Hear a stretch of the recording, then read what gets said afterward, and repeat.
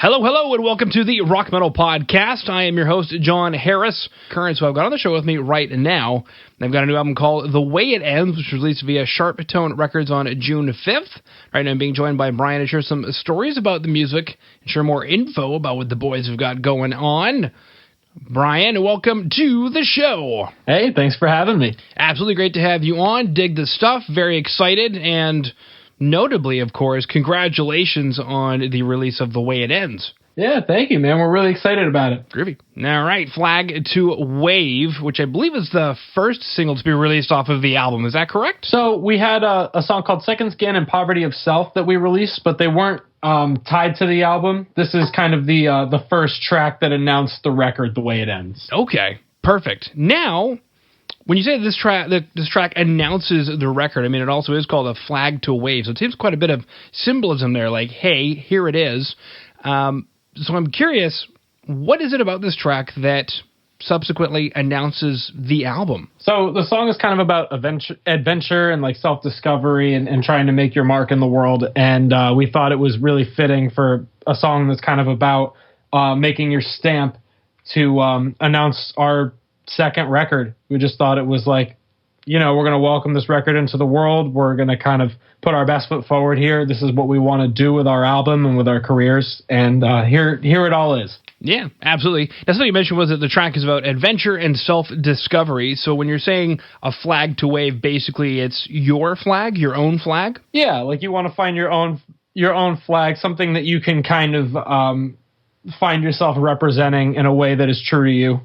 Very cool. Now, is this a theme that then is part of the album? Because the way it ends doesn't sound, well, I mean, maybe it could be positive, maybe negative things coming to an end. It's kind of an optimistic beginning for something that starts to spiral downward in a very, very rapid way. Okay, carry on. This sounds very specific, maybe. It's kind of, so it's an intro to the album. It's kind of, you know, our character is very ambitious. They want to go out into the world and they want to make the best mark and do the next right thing every time. And things are not necessarily so easy for this character. Maybe things start to spiral. Maybe things start to, you know, feel like they're in a rut. Maybe they feel like they're in a loop. Maybe they feel like they always are just pulled down to the downside of things.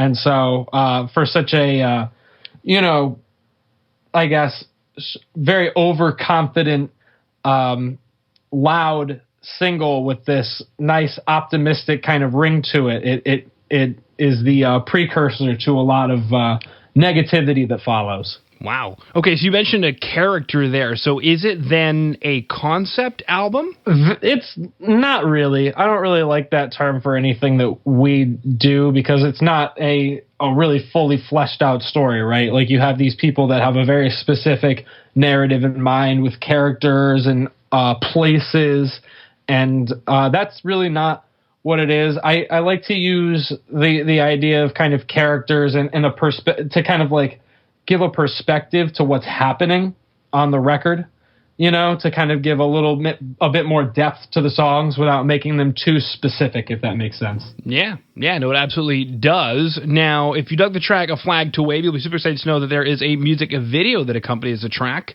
And if you go to today's show notes at www.therockmetalpodcast.ca, you can go ahead and check it out. Now, I'm curious about this track. Is this like live footage from a previous tour or something? So it's from 2 separate tours and then one-off show. The footage is derived from our friends Chris Klump and Sarah Hollick, and they both followed us on different tours.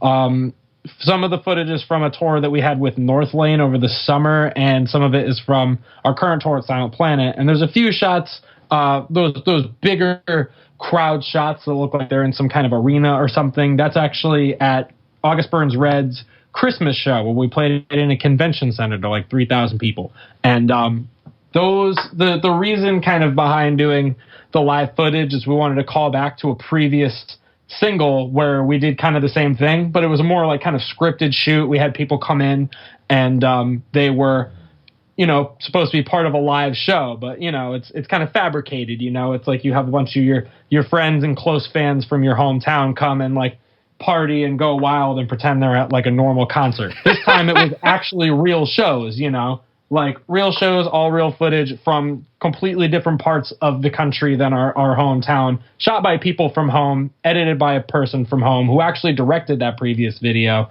We thought it was like a nice full circle kind of comeback, and I'm a big fan of that. I like when things kind of feel like they mesh together in a nice way. Yeah, absolutely. It's good to hear the hometown support as well. Skin and Brian, something that you had mentioned in the beginning was that this track was previously released aside from the album. So I guess I'm curious, why then have it as a part of the album? Well, we wanted to release songs, so they were always going to be a part of the album, but we wanted to release songs that kind of coincided with tours that we were doing while also still trying to kind of maintain interest and let people know that there was new music coming. We didn't feel that we released 2 tracks, right, that weren't attached to a record announcement. We had a song called Poverty of Self, and we had a song called Second Skin. And both of those songs we felt were solid songs that we wanted to play on those specific tours, but we didn't feel it was time to announce the album yet. Okay, very cool. Now, when it comes to the track Second Skin, what is the Second Skin? What is this track about? Does it relate to the character that we were chatting about earlier? A little bit. So Second Skin is kind of a song about losing your identity. And I kind of read this in a few ways. It's like maybe you hide behind a persona. We're in this kind of social media culture where people will put themselves out there in a very kind of calculated way that maybe it doesn't reflect who they are as a person or how other people really kind of see them. And so maybe you put this thing on, this kind of persona, and after a little while you get lost in it and you kind of lose yourself in that persona and you become a weird mix of both. Or maybe you are in a relationship where your entire kind of being is focused on the other person's aspirations and goals and ideas, and maybe you kind of lose yourself in what you actually want to accomplish in life in the intentions of this other person. So it's kind of just about losing your identity in one of many ways. Wow. Okay, this is some incredibly deep stuff we're chatting about here, Brian. Not just good looking, not just good vocals, but geez Louise, he's clever as well.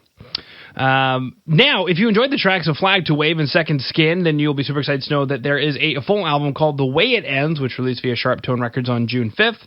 Now, The Way It Ends, we sort of alluded to there being, we won't exactly call it a concept album, but there's a character, and it could potentially be the end of some negative things, so the beginning of a positive story, although maybe things aren't exactly always as easy as they might seem. So I guess take us through the record.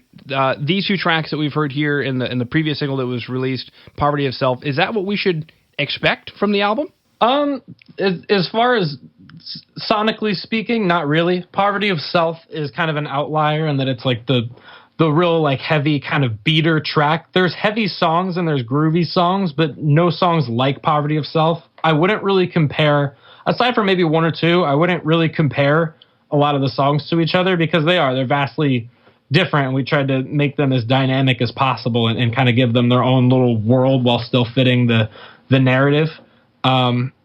As far as like the lyrical themes and kind of the running story is, like we were talking about before with A Flag to Wave, you have this, this character that is, they want to make their mark and they're going into the world and maybe they want to, learn and adventure and, it's kind of just this beginning kind of mindset. And then once we get further into the album, we have a few other emotions come in and a few other events that happen.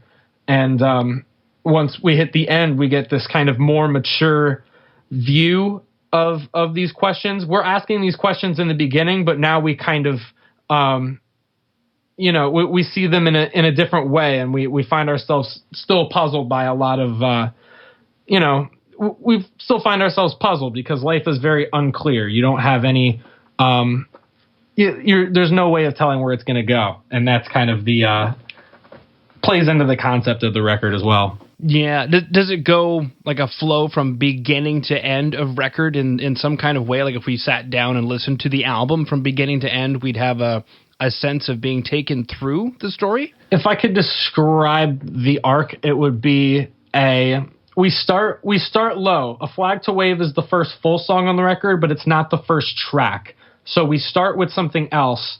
We kind of rise up for a few songs, and then we kind of plateau, we fall, we rise back up, we fall again, and we come to the end, like the final track, more of an epilogue sort of track where we sum everything up. Wow.